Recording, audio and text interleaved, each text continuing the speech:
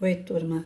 Do livro Dois Mundos Tão Meus, Luiz Sérgio Irene Pacheco Machado, no capítulo 20, A Cura dos Endemoniados, na segunda parte.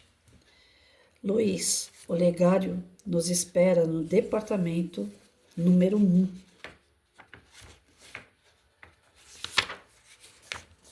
Que bom! Estava mesmo precisando dar uma calibrada na aura. Estou me sentindo fraco. É mesmo, bebê? Não sabia, falou Karina, pois fiquem sabendo que não deixo o meu espírito assim por aí, vagando sem equilíbrio. Sempre busco socorro no departamento número 1. Falei e todos rimos. E para lá nos dirigimos. Estávamos realmente precisando de uma reciclagem. O departamento número 1 possui os mais inimagináveis aparelhos. À porta fomos recebidos por Swang, que muito sorridente nos falou. Sejam bem-vindos, o legário pediu que os recebessem. O departamento estava repleto de cabines, cada uma delas com uma cama, e fundo musical suave fazia companhia ao paciente. Fui um dos últimos a entrar na cabine, a ansiedade me projetava para frente, dificultando minha entrada em uma delas. Quando consegui acalmar-me, cumprimentei-a. Alô, boneca, e nada dela abrir. Olhei para os lados e todos os meus amigos já se encontravam no interior de suas cabines. Só eu e Swang permanecíamos de fora. Ela sorriu carinhosamente para mim. Tentei abrir a porta da cabine e nada. Fui ficando nervoso. Swang sacudiu a cabeça, querendo dizer falta oração. Cerrei os olhos e falei com Deus: Senhor, perdoa esse teu filho, ainda tão imperfeito, mas como ser bondoso que és, sabes que te amo demais. Pai, querido, nesse instante, quando busco a proteção, desejo que saibas que sempre estarei esperando e chamando para novos trabalhos. Ajuda-me, Senhor, a vencer minhas imperfeições e faz de mim um instrumento da tua paz. Que eu seja a mão amiga em direção ao caído, uma luz para os cegos de crença, uma esperança para os desesperados, um sorriso para o triste, um bálsamo para o que sofre. Mas antes de tudo, cura-me, Senhor, porque o filho teu eu sou. Terminada a prece, já me encontrava na cabine, só precisando apenas deitar-me e cerrar meus olhos. A música dolente me envolvia o espírito. Recebi um tratamento fluídico que reabasteceu meus centros de força. Não sei o tempo que ali permaneci, porque triste fiquei sabendo, fui convidado a me retirar. Os outros já me esperavam, saí ligeiro, fingindo não vê-los. Estava em êxtase. O legário falou: O Sérgio não deseja nos acompanhar, então vamos sem ele. Ô, gente, nem se pode mais brincar. Não, principalmente depois do banho de equilíbrio, falou Karina. É que foi pouco para ele. Engraçadinha. Assim saímos. Pensei que desceríamos a crosta, mas fomos liberados para as aulas. E como representam muito para mim, fiquei alegre. No Teatro Vivo presenciamos várias curas realizadas por Jesus. Ele fazia cumprir as profecias e dentre elas a de Isaías, que diz: Ele mesmo tomou nossas fraquezas e carregou as nossas enfermidades. Logo a seguir surgiu a luta de Jesus para manter os seus seguidores fiéis à sua obra. Muitos queriam servir, mas sem renúncia. Ele falou em Mateus capítulo 8, versículo 20: As raposas têm seus covis e as aves do céu seus ninhos, porém o filho do homem não tem onde reclinar a cabeça. Por que filho do homem? Perguntei. Não querendo ser em Messias político e denominador e força, preferiu ser chamado filho do homem, que vem para servir e dar a sua vida para a redenção de muitos. Cristo é o verdadeiro filho puro e perfeito. A expressão é aramaica. Diante de nós ficava bem claro que os que são chamados ao trabalho de Cristo têm de suportar injustos conceitos e desconfianças, mesmo no seio da própria família. Fomos acompanhando a peregrinação de Jesus ao pé do mar da Galileia. Ele proferira as suas primeiras parábolas. Cristo pregava o dia inteiro e já à noite a multidão ainda o cercava. Notamos que ele não parava para tomar alimento ou buscar repouso. Todavia, era um trabalho árduo e estafante para os apóstolos. Somente tarde da noite repousava em algum lugar solitário, de outro lado do lago, na costa oriental de Genesaré. Em uma tarde tranquila, tendo se despedido da multidão, Jesus e seus discípulos e seus apóstolos tomaram o barco, sendo seguidos por muitos barquinhos. Cristo, deitado na polpa do barco, mantinha os olhos cerrados. O lago resplandecia a serenidade. De repente, sombrias nuvens cobriram o céu. O vento soprou rijo das montanhas sobre a costa oriental, desaguando sobre o lago violenta tempestade. O sol desaparecera e a noite baixara sobre o tormentoso mar. Furioso, açoitadas pelos ventos, as ondas sacudiam com violência o barco dos discípulos que ameaçava afundar. Embora acostumados às surpresas do mar, aqueles pescadores agora sentiam em sua resistência e habilidade de nada valiam. Achavam-se potentes diante daquela tormenta. Jesus, entretanto, permanecia imóvel. Desculpa, gente. Alheio a tudo o que se passava ao seu redor. Os apóstolos, vendo a morte de perto, gritavam por ele: Senhor, salva-nos, que perecemos. Mas suas vozes eram abafadas pelo rugido da tempestade. Diante do perigo, Jesus, o Filho de Deus, conhecedor de todas as leis da natureza, não se perturbou. Apenas olhou o vento, permanecendo em seu semblante a paz dos espíritos puros. A tempestade rugia, as ondas rebentavam sobre eles, relâmpagos clareavam a escuridão. Os apóstolos, em pânico, nunca haviam visto o mar tão enfurecido. Nisso, Jesus levantou-se e disse: Cala-te, aquieta-te. Era como se o irmão mais velho dissesse ao menor: Sossegue, deixe-me descansar. Cessou a ventania, as ondas se aquietaram, as nuvens se dispersaram, as estrelas voltaram a emoldurar o céu. A calmaria voltara ao mar. Os apóstolos, atônitos, contemplavam Jesus com ternura e ele lhes perguntou: Ainda não tendes fé? Nisso, Pedro aproximou-se de Jesus e lhe beijou as mãos, agradecido. Jesus buscou com o olhar os outros pequenos barcos e se tranquilizou, porque também eles foram salvos. Todos os tripulantes estavam assombrados, não sabiam eles que ali se encontrava o governador da terra, o mestre dos mestres, o grande conhecedor dos fluidos e que usara o seu conhecimento para cessar a tempestade. Ao presenciarmos no teatro vivo a força de Jesus, sentimos uma vontade muito grande de conhecer os fluidos que muitos confundem com energias. O leitor vai me perguntar: por que, Luiz Sérgio, não fazia perguntas? Porque estávamos em êxtase, tal a emoção de sentirmos junto a Jesus, e achei melhor não interromper a narrativa com perguntas. E depois, ninguém se atrevia a fazer indagações diante da beleza que se descortinava à nossa frente. Jesus chegou à outra margem do lago. O dia já começara a apontar e o sol não tardou a banhar a terra. Os apóstolos de Jesus mal haviam se recuperado do susto causado pela tormenta quando surgiram à frente deles dois loucos, desejando atacá-los, armados com pedaços de pau.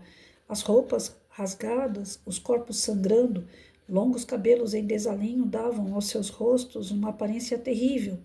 Os discípulos fugiram apavorados, mas depois perceberam que haviam deixado Jesus para trás e puderam presenciar os enfurecidos homens tentando atacar o mestre. Jesus apenas levantou a mão e os obsediados caíram no solo, impotentes diante da força magnética de Cristo, que com sua autoridade ordenou aos subjugadores deixassem em paz aqueles homens. Vejam o que disse um dos obsessores: que tenho eu contigo, Jesus, filho do Deus Altíssimo, peço que não me atormentes. Dali saíram deixando os homens de joelhos, chorando e agradecidos a Jesus. Ele com carinho levantou-os do chão, mas antes Jesus perguntou aos espíritos trevosos: qual é o teu nome? E a resposta foi: Legião é meu nome, porque somos muitos. Aqui faço uma parada para perguntar àqueles que não acreditam na doutrina espírita por que Jesus expulsou os trevosos. Quem eram eles? Mas deixa para lá. Percebemos então que aqueles espíritos serviram-se dos atormentados homens como meio de se comunicarem, tanto é que conversaram com Jesus como fazem os médiuns hoje, e pediram a ele os enviasse para longe daquela região. Sobre uma montanha não muito distante, pastava grande manada de porcos. Os trevosos pediram a Jesus permissão para que eles entrassem naqueles animais. Sabemos que é impossível o espírito de um homem ocupar o corpo de um animal. Este não suporta e se arrebenta, porque o homem já passou pelo reino animal, e sua força magnética é muito maior do que a de um animal. Encontramos essa passagem em Mateus capítulo 8, versículo 28 a 34. Assustados com os trevosos, vimos os porcos se precipitarem penhasco abaixo. Enquanto isso, operava-se 2 homens, grande transformação. Voltava a luz ao cérebro, brilhavam-se os olhos novamente. Com a liberdade conquistada, recuperaram a fisionomia de homens normais, porquanto anteriormente pareciam feras. Os ex-possessos louvaram a Jesus, mas os guardiões dos porcos, enfurecidos, queixaram-se contra ele. Naquela cidade, Jesus não foi bem aceito, apesar de muitos terem presenciado a cura daqueles homens que antes eram o terror daquele lugar, pois investiam contra todos os viajantes com fúria e o ódio. Entretanto, para a população, os porcos eram mais importantes do que os homens. Nesse instante, alguém perguntou onde os homens se escondiam. Resposta: nos sepulcros. Os túmulos judaicos eram cavernas naturais ou artificiais cavadas nos jardins, nos campos e frequentemente nas vertentes dos montes. Como notamos nessa passagem bíblica, o homem continuou mesmo apegado às coisas materiais e distante das belezas do espírito. Naquela cidade, muitos quiseram aceitar Jesus. Os possessos curados foram os primeiros mensageiros enviados por Jesus a pregar o evangelho na região de Decápolis. Os gerasenos não receberam Jesus e pediram ao mestre que dali se afastasse, preferindo as coisas materiais, distanciando-se assim do evangelho, mas jamais se esquecendo do poder do Cristo. Os loucos curados por Jesus foram os portadores das suas palavras. Subindo para uma pequena barca, tornou a atravessar o lago, voltando para sua cidade, onde o esperava uma multidão que o saudou com alegria. Realizou muitas curas, uma delas a filha de Jairo. Jesus segurou a mão da menina e proferiu as seguintes palavras: Menina, a ti te digo, levanta-te. Os olhos abriram-se como se despertasse de um sono e, assustada, buscou a família. Mateus capítulo 9. Vimos também Jesus na bela casa de Mateus, com os discípulos de João Batista perguntando: por que não jejuam os discípulos de Jesus? E Jesus respondendo: porventura pode estar tristes aos companheiros do esposo, enquanto o esposo está com eles? Mateus capítulo 9, versículo 15. Ele, Jesus, o esposo, voltou para o plano espiritual. Os apóstolos, amigos do esposo, jejuaram depois de sua partida. Isso é, tiveram de enfrentar fadigas e dores no cumprimento da tarefa dos missionários do Cristo. Aqui parou nossa aula. A missão de Jesus projetada no Teatro Vivo era um hino da doutrina espírita, um cântico de verdades espirituais com os chamados milagres e as curas dos obsediados. Então, nesse trecho, 13 minutos de leitura, a gente compreende o seguinte, que na cura dos obsediados, Jesus tinha a moral tão grande, tinha uma elevação espiritual tão grande, que ele conseguia exercer uma força muito simbólica, muito... Não, simbólica não. Muito... Como é que eu posso usar? Muito direta. Ele sabia manipular as energias de forma a transformar essas energias em fluidos que chegassem, que atuassem no corpo fluido, no corpo energético daquele que se aproximasse dele. Então, ele é o nosso governador. Ele sabe de tudo que se passa em nosso planeta, em nossa essência. Jesus irradia a sua luz em todos os lugares ao mesmo tempo, assim como a gente tem o Sol, que cobre com os seus raios todo o nosso planeta Terra. Jesus também. Só que tem partes que esses raios chegam bem fininhos, que esses raios chegam, ser quase que imperceptível, porque cabe a cada um de nós buscar por essa energia, por essa transformação íntima, por abrigar as coisas boas dentro de nós. Ele diz o seguinte: ele só pode entrar no nosso coração se a gente abrir a porta, e a maçaneta fica para o lado de dentro do nosso coração. Quem vai abrir somos nós. Quem vai ter que desenvolver a fé somos nós. Nós temos que buscar esse merecimento. Nada vai vir na nossa mão se a gente realmente não buscar ter o próprio merecimento. Então, ele só curava quem queria a cura. Ele só transformava quem buscava essa reforma, essa transformação íntima. E até nos dias de hoje é assim. Então, Jesus não vai se negar a estar na sua casa, estar com você, se você buscar por Ele. E quando se fala dessa tormenta que eles passaram nas águas, que os pescadores já tinham tanto conhecimento, né, que os apóstolos já tinham passado por ela tantas e tantas vezes, que ela era calma e de repente veio a tempestade, são as nossas adversidades. No nosso dia a dia, nós estamos acostumados a resolver problemas, a resolver situações, mas quando aparecem algumas adversidades que fogem da nossa compreensão, a gente fica desequilibrado, a gente fica temeroso, inseguro. E Jesus diz que não precisa, basta confiar nele, basta ter fé, basta ter essa sintonia com o Mestre, com o Sagrado, que a resposta vem, que nós temos condições de resolver tudo o que aparece em nossa frente. Mas para isso a gente tem que ter o equilíbrio, nós temos que ter essa harmonia com o nosso interior, que sintoniza de imediato com essa fé em Cristo, trabalhando em prol do bem, sendo o próprio bem, sendo o próprio bem. Hoje está difícil de falar. Oh, meu Deus, estou gaguejando aqui, até não querer mais. Mas assim, a gente percebe também, dentro dessas curas de obsessão, de subjugamento, né, que não é um processo simples para quem não tem o conhecimento. Então, para isso que a gente estuda, para isso que a gente busca na literatura, fortificar dentro de nós como é que a gente pode sair dessas situações sem deixar com que a espiritualidade inferior venha influenciar nossa vida. Muitas das vezes, a falta de conhecimento e essa subjugação que a gente se coloca de manter pensamentos negativos, de manter pensamentos mais sórdidos, manter pensamentos mais levados a situações degradantes, né? Isso faz com que a gente sintonize com o mal e o mal permaneça dentro de nós e traz essa revolta, traz essa falta de constância, esses desequilíbrios, esses altos e baixos, né? Que acabam nos afastando de Cristo. A ideia da espiritualidade inferior é afastar a gente do Cristo, não é fazer mal diretamente, mas indiretamente e aos poucos. E é muito sutil esses ataques. Ele é muito. A gente não percebe no dia a dia. Não tem aquele ataque direto, né? Que você fala, poxa, eu estava bem, agora já estou mal. Não.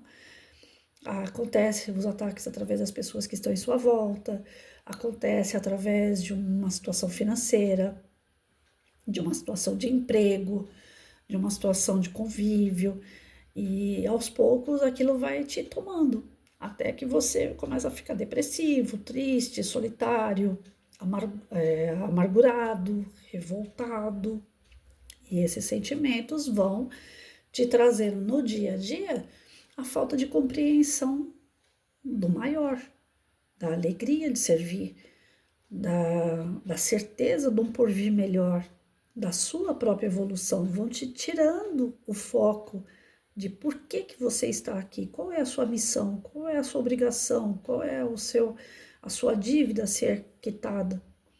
E aí você começa a se colocar numa posição, inclusive, de vítima da sua própria história. E isso não é o que Deus espera de nós. Então, Jesus, nas suas passagens, nas suas parábolas, nos seus ensinamentos, ele vem mostrar para a gente que cada um de nós temos a nossa importância, temos a nossa constância, temos a nossa busca, os nossos objetivos, e nós temos a obrigação de compreender a nossa jornada para que a gente atinja o objetivo maior, que é a nossa evolução. As pessoas às vezes acusam muito o espírita de falar assim, vocês gostam de sofrer. Não, ninguém gosta de sofrer, mas a gente precisa entender o sofrimento. O sofrimento não é algo ruim totalmente. É ruim, é doloroso o processo, mas ele traz os benefícios para a nossa alma. E quando a gente percebe esses benefícios, o sofrimento se torna até um amigo no nosso processo. Quando alguém fala para mim assim, eu fico revoltado de ver que você tinha saúde, que você era uma pessoa, né, muito ativa, você fazia 10 coisas ao mesmo tempo, ninguém te segurava, tal, e hoje você fica meio restrita à poliomielite. Eu falei, então, a poliomielite ela me restringe alguns atos, algumas ações, sim, mas ela me traz aquele freio que a Patrícia não tinha. Então, esse freio faz eu sentar aqui e fazer uma leitura. Se eu não tivesse a poliomielite, será que eu estaria sentada aqui fazendo leitura, aprendendo, refletindo, levando a boa palavra a algumas pessoas que, olha, eu fico tão feliz, gente. Mas, assim, não é algo hipócrita, não. É algo verdadeiro que eu tenho a dizer, sabe? Eu comecei a fazer essas leituras, primeiro, por mim, para me ocupar. Segundo, para poder servir. De alguma coisa eu tenho que ser útil, eu tenho que buscar ser útil. Então, vamos fazer a leitura que eu acho que eu vou ser útil. Mas quando eu vejo algum retorno, seja em qualquer canal, seja no YouTube, seja no TikTok, seja no Face, em qualquer lugar do virtual, que aparece uma pessoa que eu nunca vi na minha vida e fala, Patrícia, aquilo que você leu foi legal, né? Os ensinamentos que você traz faz com que eu reflita no meu dia a dia, as suas palavras, o jeito que você diz, que eu brinco muito, né? Se o Mike tá por perto, eu mostro o Mike, se eu tiver que espirrar, se eu tiver que... Né? Eu não sou uma oradora daquelas formal, né? Aquela coisa muito correta, eu sou um pouco fora da curva, né? E isso faz com que as pessoas acabem assistindo, até mesmo para poder ver os micos que eu pago. E nesses micos eu acabo chamando atenção, né? Porque tem um jeito próprio de ser. E aí, quando eu leio, ou alguém manda um áudio para mim e fala que o texto foi providente, que aquela lição veio no momento certo, a gente não tem, sabe? Não tem como eu explicar o tamanho da alegria que dá. Porque não é fácil você se prontificar a fazer uma tarefa a qual você só fica olhando para tua cara, né? Porque quando eu tô gravando o vídeo é a minha cara que aparece, não aparece vocês. E a gente não sabe se vai dar retorno ou não. Então a gente faz uma coisa despretensiosamente mesmo, joga lá a sementinha e vamos ver, né, se vai florescer. E aí quando a gente faz essas leituras, reflete pra gente e tem um certo retorno aonde a pessoa fala para você, olha, aquele texto hoje veio na hora certa.